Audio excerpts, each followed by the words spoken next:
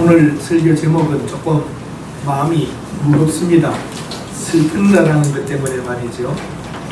슬픈 자의 축복입니다. 새로운 기준입니다. 그러니까 다른 거란 말이죠. 우리에게는 새로운 기준이 주어졌는데 슬픈 자가 복되다는 겁니다. 창조주 하나님께서 이 우주를 만들고 이 지구를 만들고 모든 생명을 만들어 놓으신 후에 기쁘게 살기를 원하셨고 행복하게 살기를 원하셨습니다. 그것이 창조의 목적이었습니다. 특별히 자기 형상대로 만들어진 우리 인간들이 기쁘고 즐겁고 행복하게 살아야 하는데 하나님의 그 약속을 깨트렸습니다. 결과 고통과 슬픔의 삶을 살게 되었습니다. 그래서 인생을 고생의 바다다, 눈물의 골짜기다 그렇게 표현합니다. 사랑에 울고 돈에 울고 질병 때문에 울고 마음의 상처 때문에 울고 자식 때문에 울고 부모 때문에 울고 울 일이 참 많습니다. 새끼를 잃은 어미의 그 슬픈 소리, 울음소리가 큰 산을 다 울립니다. 백혈병에 걸린 어린 아들을 보며 머리를 박박 밀고 머리털을 밀고 말라 들어가면서 죽음을 향하여 가는 그 어머니의 눈에는 눈물이 마를 시간이 없을 것입니다. 왜 이런 아이들에게까지 죽음과 고통이 와야 하는가? 우리는 한번 우리 인생들에게 있는 일들을 보아야 합니다. 크고 작은 슬픈 일들이 많이 있습니다. 다 슬픔을 피하려고 하는데 예수님께서는 애통하는 자가 복이 있다고 하시며 위로를 받을 것이라고 말씀합니다. 슬픔과 실망과 고통을 피하고 싶어하는 사람들에게 복이 있다고 하는 모순된 가르침입니다. 행복을 추구하는 시대에 애통하라고 하면 누가 이런 신앙을 선택하겠습니까? 예수님께서 그러나 진지하게 애통하는 자가 위로받게 될 것이라고 말합니다. 여기에 우리의 신앙에 갈등이 있고 딜레마가 있습니다. 성경에 보면 경건한 슬픔이 있습니다. 슬픔이 꼭 고통만의 그런 슬픔은 아닙니다. 경건한 슬픔이 있습니다. 우리가 잘 아는 대로 다윗, 그는 밧세바와 간음한 후에 회개의 눈물을 흘리는 사람이 되었습니다. 그는 또 이렇게 말합니다. 밤마다 눈물이 내 침상을 띄우며, 표현적으로 그래서 눈물이 자기 침상 침대를 띄운다. 그리고 내 요를 적시나이다. 얼마나 많이 울은 것입니까? 얼마나 많은 눈물을 흘렸으면 침상을 띄우고 내 요를 적신다. 내 눈물이 주야로 내 음식이 되었도다. 나의 눈물을 주의 병에 담아보소서. 내가 흐르는 이 눈물의 양을 주님 한번 병에 한번 담아보십시오. 내가 눈물 섞인 물을 마셨나이다. 물을 마시는데 흐르는 눈물로 말미암아 눈물과 물을 섞어서 마시는 다윗의 슬픔의 모습을 보여줍니다. 예레미야는 죄지은 백성, 망해가는 이스라엘을 보면서 범죄한 백성을 보는 선지자의 슬픔입니다. 내 머리는 물이 되고 내 눈은 눈물 근원이 되었다고 말합니다. 죽임을 당한 딸 백성을 위하여 보며 주야로 울겠다고 합니다. 예레미야는 슬펐습니다. 애통하였습니다. 하나님의 말씀을 불순종하고 죽어가는 이 백성들, 멸망대 앞에 와 있는 이스라엘을 보았던 것입니다. 그러나 그 백성들은 느헤미야의 그 애통하는 눈물과 전달하는 그 하나님의 뜻을 외면하고 돌로 쳐 죽이려고 그러고 웅덩이에 갇히고 죽이려고 그럽니다. 그래서 예레미야는 말합니다. 내가 다시는 이 말을 하지 않겠습니다. 그런데 말하지 않고 있으면 속에 불 붙는 것 같아서 견딜 수 없었다 그럽니다. 그는 하나님의 말씀 때문에, 하나님의 뜻을 전하기 때문에 슬펐고 눈물을 흘렸습니다. 사도 바울은 이렇게 말합니다. 에베소 장로들에게 이렇게 말합니다. 내가 3년이나 밤낮 쉬지 않고 눈물로 각 사람을 훈계했던 것을 기억해 달라고. 사도 바울이 에베소에 머무는 동안 3년 동안 그 양무리를 돌볼 때에 3년을 눈물로 밤낮 쉬지 않고 훈계했답니다. 참 사도 바울을 생각해 보면 눈물로 3년을 에베소 교인들을 가르쳤다는 것, 참 부족하기 짝이 없는 제 모습입니다. 밤낮으로 3년을 울며 에베소 교인을 가르쳤다. 이 눈물이야말로 고귀한 애통하는 그런 눈물이었던 것이죠. 예수님은 나사로의 무덤에 가서 눈물을 흘리셨습니다. 그 자기가 사랑하는 자의 그 죽음 앞에서, 인생의 죽음 앞에서 눈물을 흘리셨습니다. 그리고 예루살렘을 바라보며 우셨습니다. 예루살렘을 바라보며 주님은 이 성전이 무엇인가? 저들이 저렇게 몰려가고 있는 저 성전이 무엇인가? 양 잡고 소 잡는 곳이 아닌데, 죄를 보며 하나님을 만나는 곳이어야 하는데 그것은 사라지고 형식적으로 양이나 잡고 소나 잡고 있는 그 모습을 보며 저 성전이 무엇인가? 그리고 말씀하셨잖아요. 이 성전을 헐라 내가 3일 안에 세우겠다고. 내 아버지 집을 도둑의 집, 강도의 집을 만들지 말라고 외치셨습니다. 자기가 성전이었습니다. 하나님을 만나는 장소가 성전입니다. 예수의 육체를 통하여, 그 죽음을 통하여 우리는 주님을, 하나님을 만나게 되는 하나의 통로가 되었던 주님을 보게 됩니다.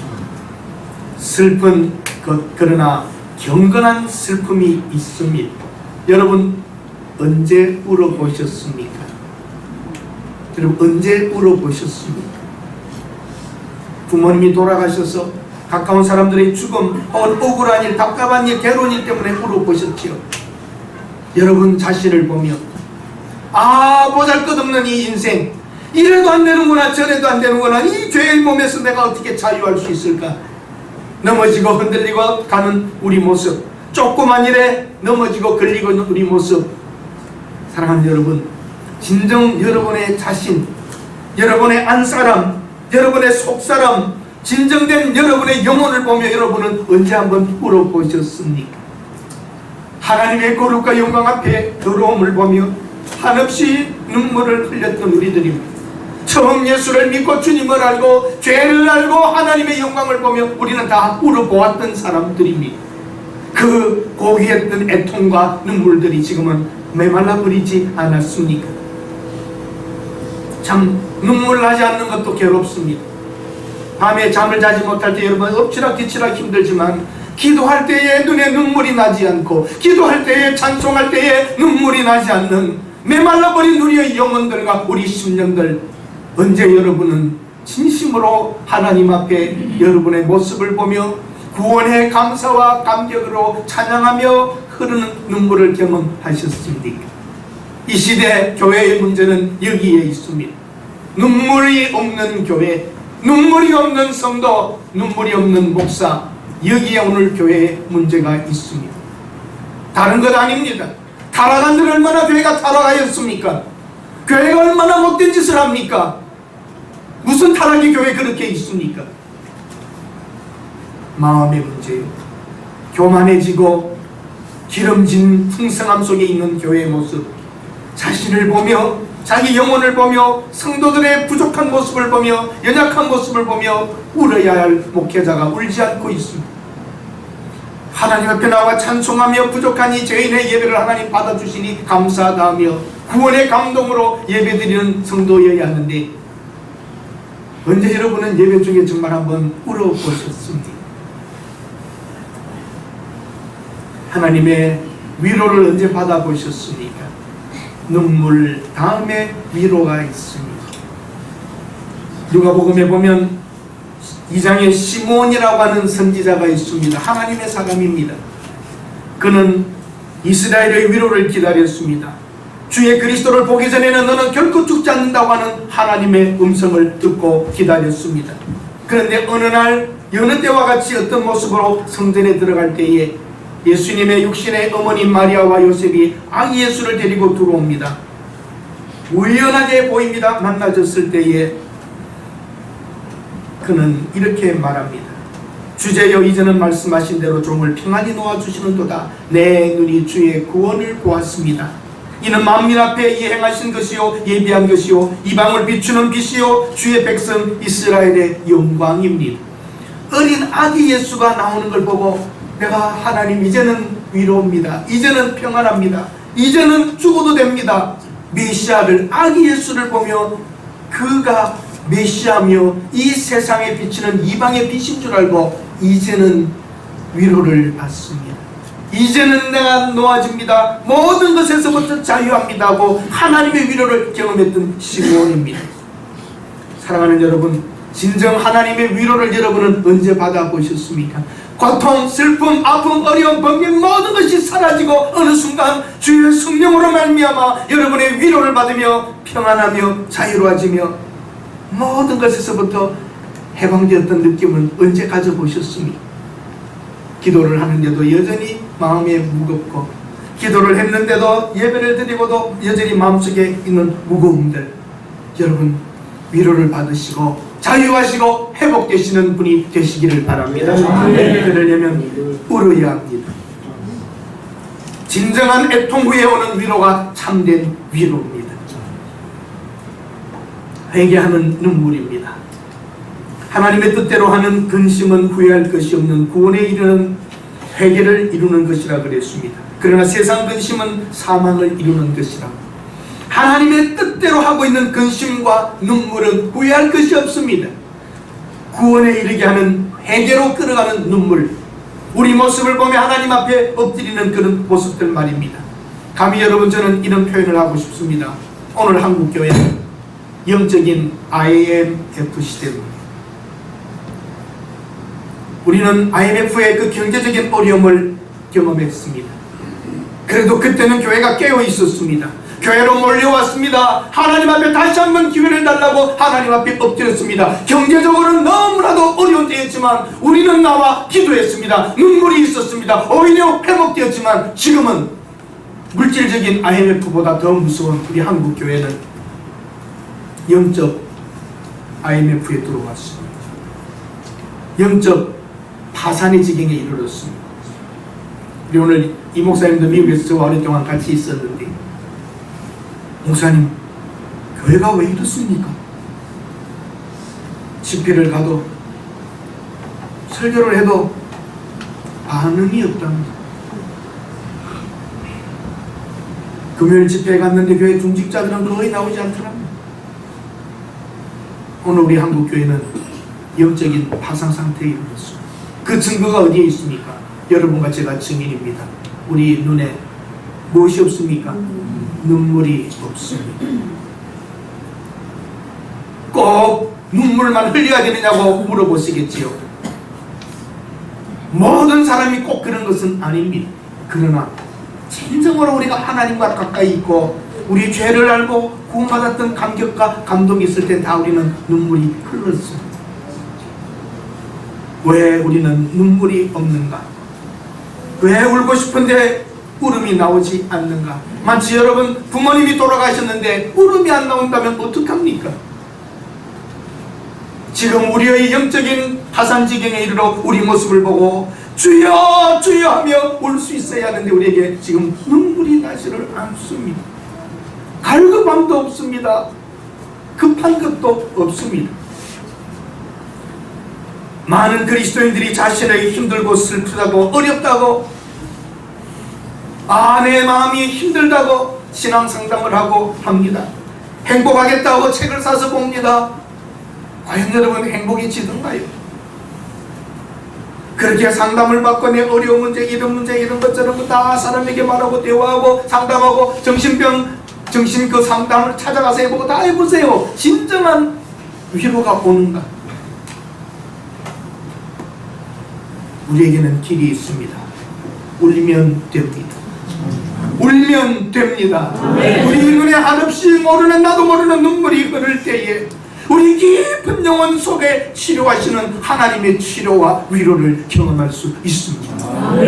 하나님과 여러분의 1대1의 만남 속에 있는 것입니다. 죄를 보며 슬퍼하고 회개하며 다른 사람의 문제가 아니라 내가 문제라는 것을 알고 애통하는 사람이 될 때에 진정한 하나님의 위로를 우리는 경험하게 됩니다. 주위 사람들을 용납합시다. 사랑의 관계로 만들어 갑시다. 그리고 울어야 합니다. 이 문제 나 때문이라고 생각하고 나의 문제라고 생각하고 울 때에 비로소 위로부터 내리는 위로를 경험할 수 있습니다. 재산을 파산한 사람들의 애처로움처럼 영적 가난과 파산을 보며 슬퍼하는 사람들이 있다면 거기에는 소망이 있습니다. 영적으로 헐벗은 자기 자신을 보지 못하는 이 시대에 자기 자신의 부족과 죄를 보며 슬퍼하고 애통한다면 이것은 축복입니다. 그러므로 하나님의 위로를 받습니다. 하나님의 자비와 은혜를 갈망하며 영적으로 가난함을 알고 슬퍼하고 애통한다면 이것은 엄청난 축복이며 참된 위로, 이것은 위로부터 나뉘게 될 것입니다. 위로가 없는 것은 애통하지 않기 때문입니다. 시편 51편에 이렇게 말합니다. 주님, 다윗은 밧세바와 간음한 후에 울며 이렇게 기도합니다. 주님, 나를 주 앞에서 쫓아내지 마시며 주의 성령을 내게서 거두지 마소서. 주의 구원의 즐거움을 내게 회복시켜 주옵소서. 주여, 나를 쫓아내지 마십시오. 나를 버리지 마십시오 하고 매어달리는 다윗의 모습, 거기에 하나님의 진정한 위로가 있고 회복이 있습니다. 허물의 사함을 받고 자신의 죄가 가려진 자는 복이 있도다. 내 죄악이 내 머리에 넘쳐서 무거운 짐 같으니 내가 감당할 수 없나이다. 사랑하는 여러분, 다윗은 왕관을 쓰고 이스라엘의 왕이 되어 호령할 때에, 그 큰 화려한 궁궐에서 살 때에 행복하지 않았습니다. 오히려 범죄하게 되었습니다. 그가 범죄한 후에 하나님 앞에 엎드려 한낱 한 인간으로서 주여, 나를 주 앞에서 쫓아내지 마시고 주의 성령을 내게서 거두지 마시고 구원의 즐거움을 회복시켜 달라고 할 때에 다윗은 가장 행복했고 최상의 위로를 거둘 수가 있었습니다. 애통하는 자는 복이 있습니다.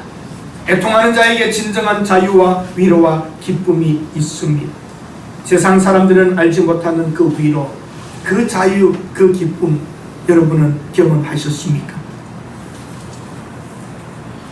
하나님의 위로, 평안, 누구도 빼앗아갈 수 없는 완벽한 구원의 감사에 우리는 눈물로 기도하며 감사하며 오늘의 날들을 살아가야 합니다.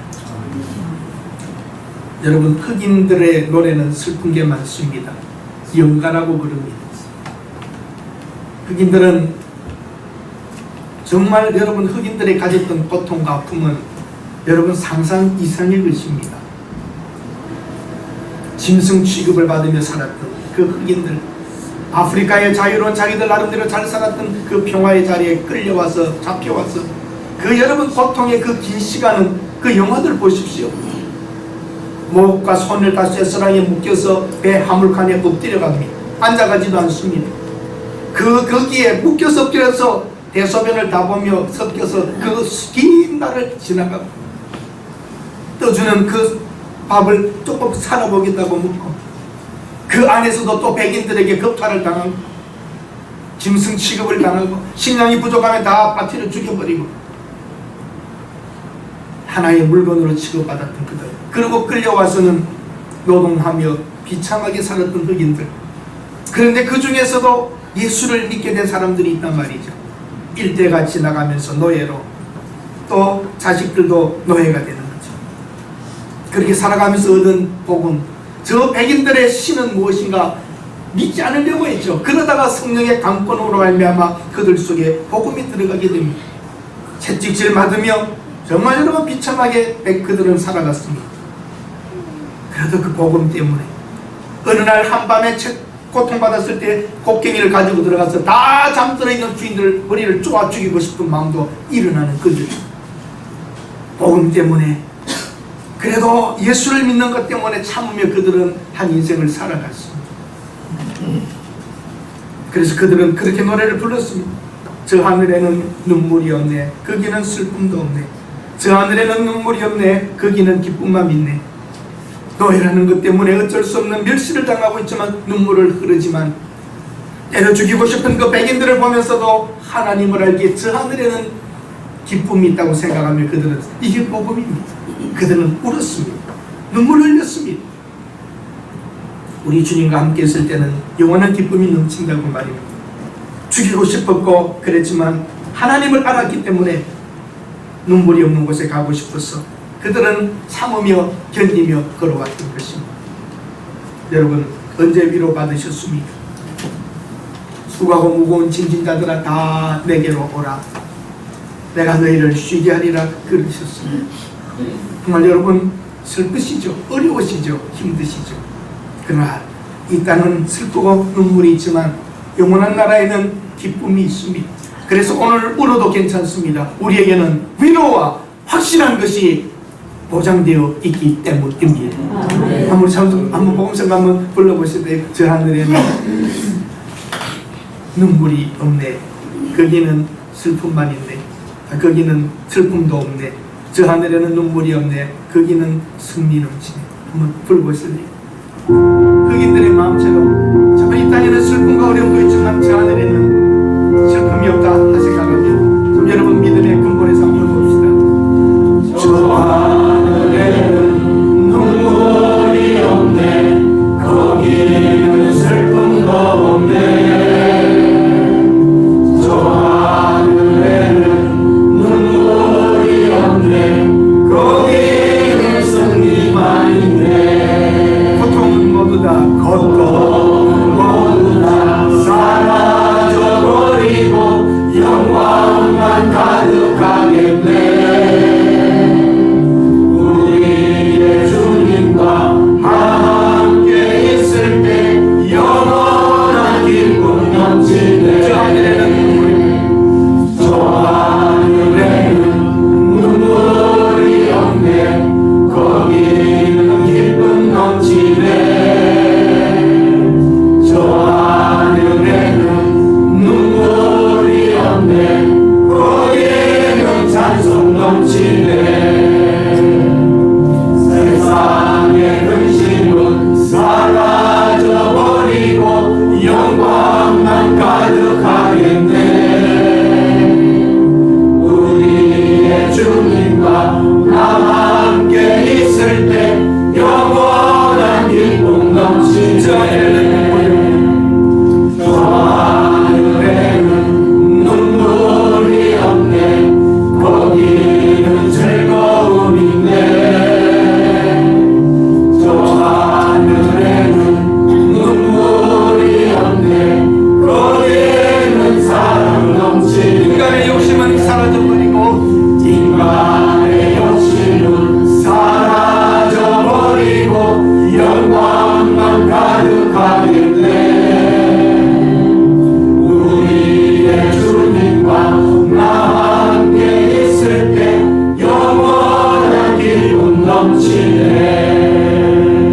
흑인 노예들은 채찍에 맞으면서 중노동에 시달리면서 때로는 자식이 다른 집의 노예로 팔려가면서 헤어지면서 자기 아내가 백인에게 겁탈을 당하는 걸 보면서도 그들은 가슴을 치며 슬퍼했습니다. 이 땅은 비록이라도 저 하늘에는 슬픔이 없을 거라고 말입니다. 그 믿음 하나 때문에 여러분과 제가 때로는 외롭고 괴롭고 힘들고 예기치 못한 내 잘못 없이도 당하는 고통과 슬픔들이 있을 것입니다. 그래도 여러분 저 하늘에는 슬픔이 없습니다. 조금만 우리가 더 견디며 억울해하게 눈물을 흘리고 괴로움 속에 있다 할지라도 하나님의 약속을 믿고 하나님이 주시는 위로를 받으실 수 있기를 바랍니다. 우리가 죄짐을 지고 쓰러져 지친 자 울고 있을 때에 주님의 손은 옷자국 난 그 손으로 우리의 눈물을 닦아주시고 위로하십니다. 조금만 더 참아보라고 말입니다.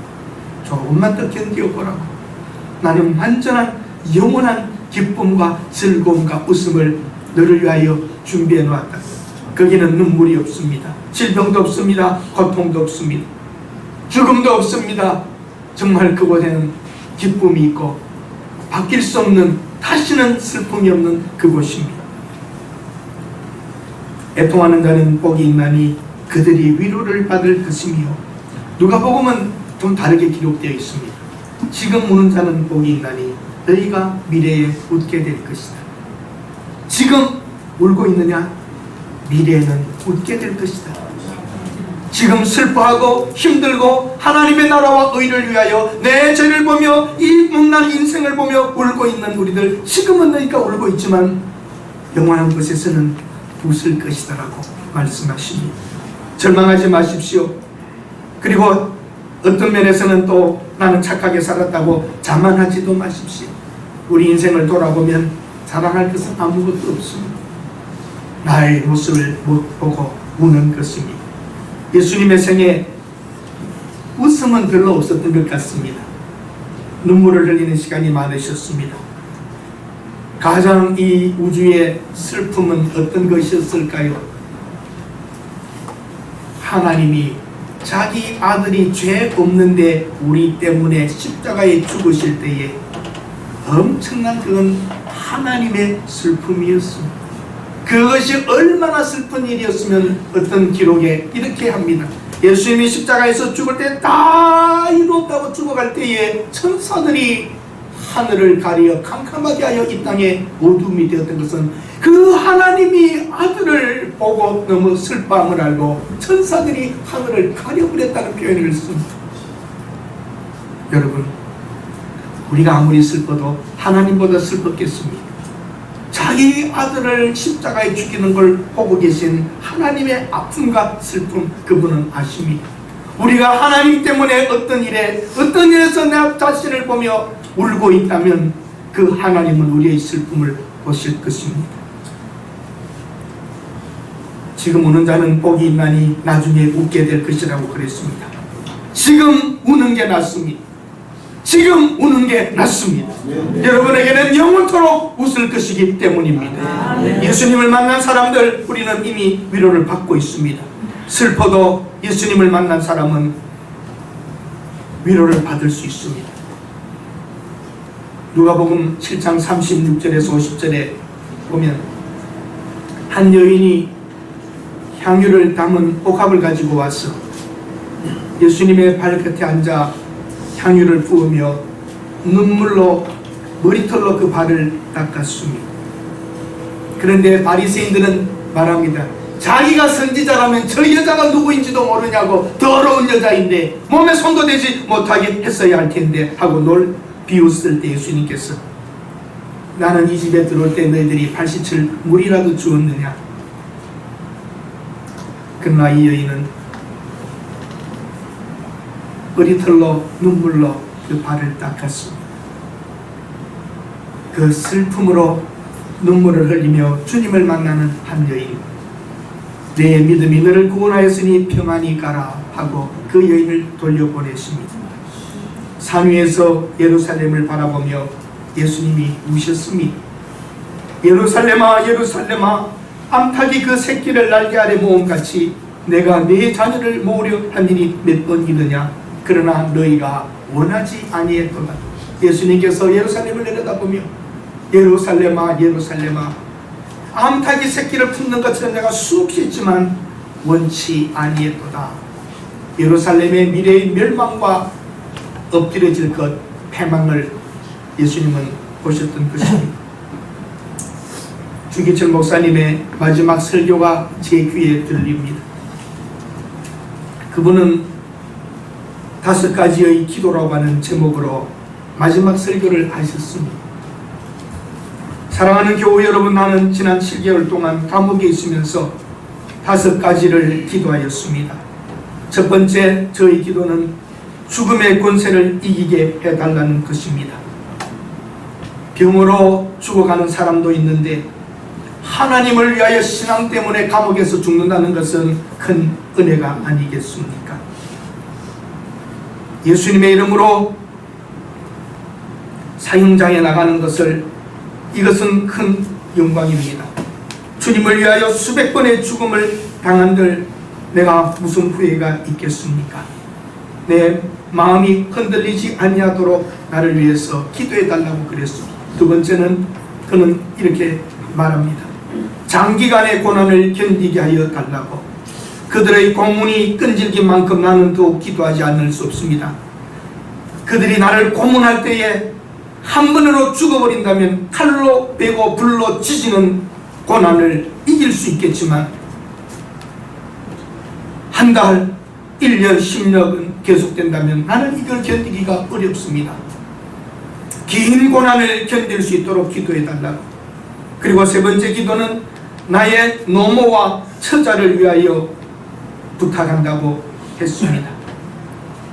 자식을 아끼지 않는 부모가 어찌 있겠으며 부모를 사랑하지 않는 이가 어디 있겠느냐고. 나를 이렇게 키워주신 부모님, 어머니, 부모님께 효도하지 못하고 가는 나, 그리고 남편이 아내를 사랑하고 아내가 남편을 사랑하는데 내 아내는 특별히 몸이 약합니다. 나를 위하여 일생에 수고를 했는데 나는 남편의 의무를 못하고 가는데 병약한 아내를 버려두고 도망다니고 잡혀가야 하는 내 마음 애처롭습니다. 자식을 아끼지 않는 부모가 어디 있겠느냐고. 자식을 넷이나 두고 끌려가고 잡혀가기만 하는데 이 자식들을 하나님께 맡긴다고. 그리고 의에 살고 의에 죽도록 해달라고 기도합니다. 사람이 세상에 태어나서 사람으로 마땅히 행해야 할 도리가 있는데 그 나라의 백성으로 태어났으면 충실하게 의에 살고 의에 죽어야 하는데 우리가 그리스도인이라면 예수를 위하여 죽고 살아야 하는데 예수의 신부로서 그 아내가 남편을 위하여 정절을 지키는 것처럼 내 신앙을 지켜야 하겠는데 하나님 너무나 힘들다고 이렇게 죽을 수 있도록 기도해달라고 그랬습니다. 사랑하는 진정한 그리스도의 신부는 다른 신들에게 정결을 깨뜨리지 못합니다. 그리스도의 신부는 우상하게 절할 수 없습니다.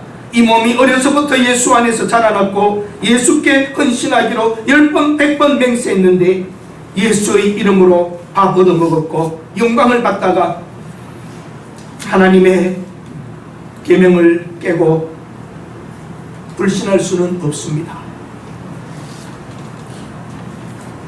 내 주 예수의 이름이 땅에 떨어지는구나. 평양아 평양아 예이 동방의 예루살렘아 영광이 내게서 떠나는구나. 모란봉아 탱고가라 대동강아 1100세대를 흘러가며 나와 함께 살자. 드리리다 드리리다 이 목숨 주님께 드리리다. 칼날이 나를 기다리느냐. 나는 저 칼날을 향하여 가노라. 누가 우리를 그리스도의 사랑에서 끊으리요. 환난이나 공고나 핍박이나 기근이나 적신이나 위험이나 칼이랴. 누구도 우리를 그리스도의 사랑에서 끊을 수 없으리라. 내 영혼을 주께 부탁합니다. 다섯 번째 그의 기도의 부탁이었습니다. 하나님 앞에서 내 목숨이 끊어질 때 내 영혼을 받아달라고, 내 영혼을 주께 부탁한다고 설교했습니다. 받아주소서, 받아주소서. 그리고 그는 내주는 강한 성이요 찬송하며 마쳤습니다. 그는 울었습니다. 애통하는 사람 하나님의 위로를 받습니다. 이 세상에 수많은 사람들이 있었지만 주기철 목사님은 우리에게 영원토록 기억될 것입니다. 죽음도 그를 이길 수 없었습니다. 얼마나 그 위로가 컸는지 죽음도 그를 이길 수 없고 그는 애통하며 그 죽음의 길을 묵묵히 걸어갔습니다. 저도 그렇게 외치고 싶습니다. 대한민국아 수도 서울아, 서울의 교회들아, 내가 얼마나 오래 기다렸느냐. 암탉이 병아리를 품듯이 여기까지 기다려주신 주님의 기다림이 작았느냐. 오늘 주님이 우리를 보며 우리 교회를 보며 오실 것입니다. 눈물이 말라버린 교회들을 보며 얼마까지나 언제까지나 기다릴 수 있느냐고 말입니다. 평양을 향하여 하나님의 영광이 떠났다고 그는 예언했듯이 평양에는 교회가 하나도 없습니다. 하나님의 영광이 떠났습니다. 시사 참배하고 교회가 범죄하고 했을 때에 하나님의 영광은 평양을 떠났습니다. 저는 두렵습니다. 하나님의 영광이 서울을 떠날까 두렵습니다. 교회는 사치하고 교만하고 위선과 나태함에 가득 차 있는 이때에 우리는 울어야 합니다. 교회를 위하여 울어야 합니다. 여러분 자신을 보며 울어야 합니다. 진정으로 애통하는 자가 있는 교회, 정말 애통하는 성도들이 있다면, 그 사람이 몇 사람만 있다면 하나님은 우리나라를 버리지 않으실 겁니다. 우리 눈에 눈물이 왜 말랐습니까? 언제까지 이렇게 있을 것입니까? 우리가 울 때에 진정한 하나님의 위로가 우리 교회와 우리나라에 임할 줄로 믿습니다. 그래서 애통하는 자는 복이 있다고 말입니다. 우리는 하나님의 위로를 기다립니다. 사람이 해줄 수 있는 것은 없습니다. 오늘 애통하는 사람들이 있는 교회, 진심으로 자기의 부족과 잘못을 보며 울 수 있다면 우리에게는 소망이 있고 우리 한국은 소망이 있습니다. 하나님의 위로가 있을 것이기 때문입니다. 그러나 우리 한국교회의 눈물이 다시 회복되지 않는다면 아무 것으로도 소망을 볼 수가 없습니다. 오늘 다시 저는 여러분들에게 부탁합니다. 여러분의 눈에 다시 눈물이 흐를 수 있기를 바랍니다. 그러면 우리의 발디디 곧 우리가 사는 땅 하나님이 지켜주실 것입니다. 기도하겠습니다. 하나님, 이 어리석음을 봅니다. 한국교회의 급성장과 풍성했던 날들을 주셨던 것을 감사합니다. 그러나 우리 신앙의 선배들은 애통했는데 우리는 교만했고 사치했고 위선으로 살았습니다. 다시 한번 주님이 산 위에서 예루살렘을 보며 우셨듯이 오늘 주님이 우리를 향하여 보며 울고 계신 모습을 우리들이 보게 하옵소서. 영적으로 파산한 상태에 이르러 있습니다. 아직도 남아있는 하나님의 사람들을 보시고 눈물을 흘리며 애통하며 기도하는 사람들을 보시사 이 나라를 지켜주시고 또 한 번의 기회를 허락하여 주시옵소서. 교회가 먼저 회개하며 교회의 지도자들이 가슴을 치며 울 때에 하나님께서 또 한 번의 기회를 주실 줄로 믿습니다. 우리의 눈에 눈물이 회복되게 하옵소서. 예수님의 이름으로 기도드립니다.